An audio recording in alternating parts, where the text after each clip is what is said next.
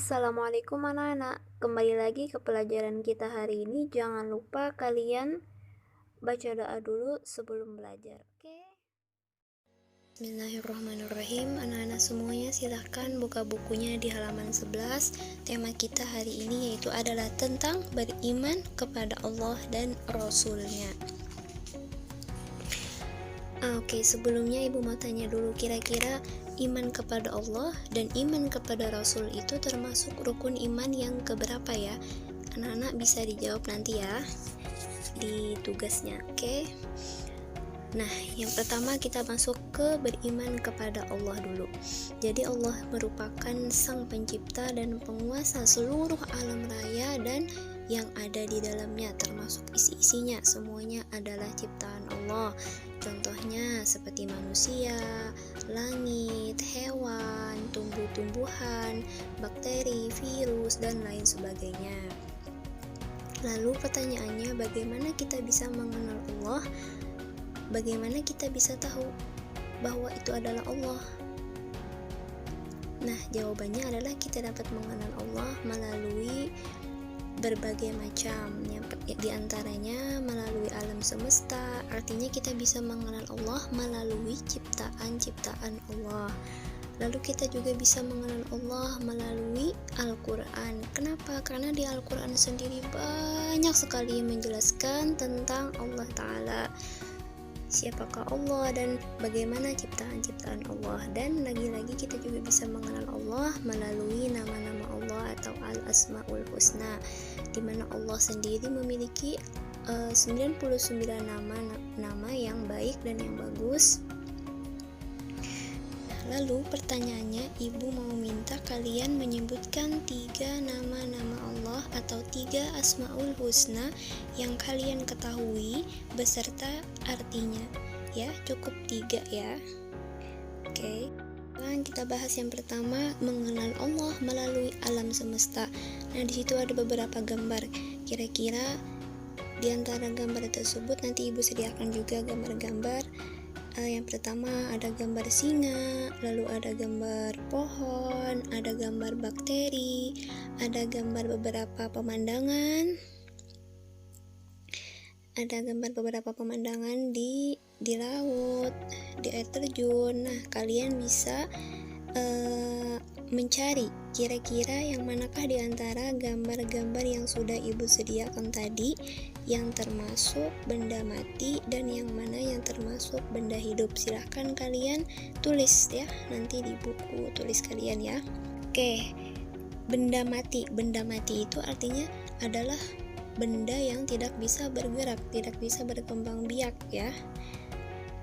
Kalau benda hidup artinya benda itu bisa berkembang biak, bisa tumbuh, bisa berkembang lebih banyak lagi ya. Kalau ini benda hidup, contohnya kayak manusia, lalu tumbuh-tumbuhan, hewan. Nah, itu digolongkan sebagai benda hidup ya. Nah, di sini ada sebuah cerita di mana seorang sahabat Rasul pernah bertanya kepada Rasulullah SAW, "Ya Rasulullah, apa arti beriman itu?" Lalu Rasulullah menjawab, "Beriman artinya kita harus percaya kepada Allah. Karena beriman itu artinya percaya. Iman artinya adalah percaya Tuhan sebagai pencipta seluruh alam semesta ini. Kita harus percaya kepada Allah tanpa ada sedikit keraguan di hati ya.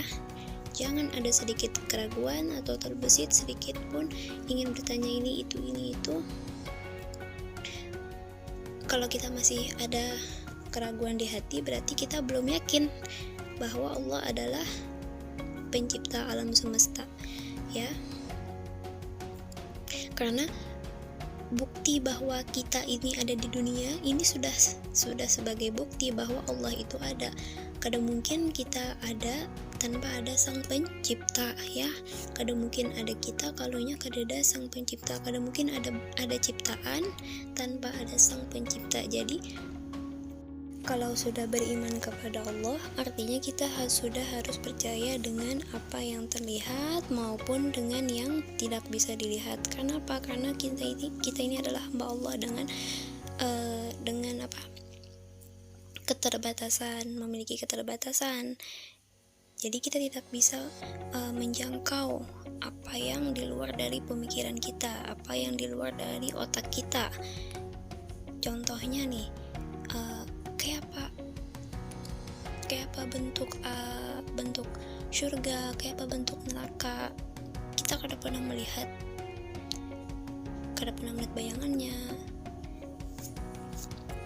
dan kita kada kawujud memikirkan hal itu. Kita cukup percaya dan yakin bahwa di akhir nanti pasti Allah akan menyediakan tempat yang sesuai dengan apa yang telah dikerjakan manusia selama hidup di dunia ini. Nah, lalu di sini ada seorang anak yang bertanya kepada ibunya, "Bujurkah Bu, baju, pensil, lemari, dan lain-lain itu adalah buatan Allah? Kenapa kada buatan manusia?" Jar. Nah, lalu dijelaskan oleh ibunya, "Wahai anakku, bujur yang mengolah meja, pensil, baju dan lain-lain itu manusia, tetapi yang menciptakan bahan bakunya, misalkan meja diolah dari berbagai macam kayu dulu ya loh. Sebelumnya kayunya itu diambil dari pohon, ada kayu jati, kayu mahoni dan lain-lain. Nah, pohonnya itu siapa lagi yang menciptakan? Mun kada Allah, berarti Allah juga awalnya. Lalu pulang kayak meja itu siapa yang mengolah? Tukang, misalkan tukang mengolahnya pakai apa? Pakai pemikiran, pakai otak yang ada. Lalu yang menciptakan otak siapa lagi? Allah juga. Jadi semuanya itu tetap kembalinya kemana? Ke Allah juga kembalinya. Jadi semua itu alhasil, walaupun yang mengolahnya adalah tangan manusia, tapi pencipta pertamanya adalah tetap Allah Ta'ala juga. Nah, yang kedua, kita mengenal Allah melalui Al-Quran. Jadi di Al-Quran itu banyak sekali ayat menjelaskan tentang adanya Allah, tentang bukti atau dalil bahwa Allah itu ada. Di antaranya ini ada di surah Al-An'am ayat 102, "Itulah Allah Tuhan kamu, tidak ada Tuhan selain Dia, pencipta segala sesuatu, maka sembahlah Dia, Dialah pemelihara segala sesuatu." Nah, di ayat yang lain juga ada Allah sebutkan tentang diri Sidin kan pada surah Al-Ikhlas. Nah, di Al-Ikhlas itu ada ayat 1-4. "Katakanlah Muhammad, dialah Allah yang Maha Esa, Qul huwallahu ahad." Nah, di situ menjelaskan tentang Allah. Allah itu Maha Esa, lalu Allah itu adalah tempat meminta segala sesuatu. Allah tidak beranak dan tidak pula diberanakan. Artinya Allah itu kada bisi anak, Allah kada bisi mama lah, kada bisi keluarga.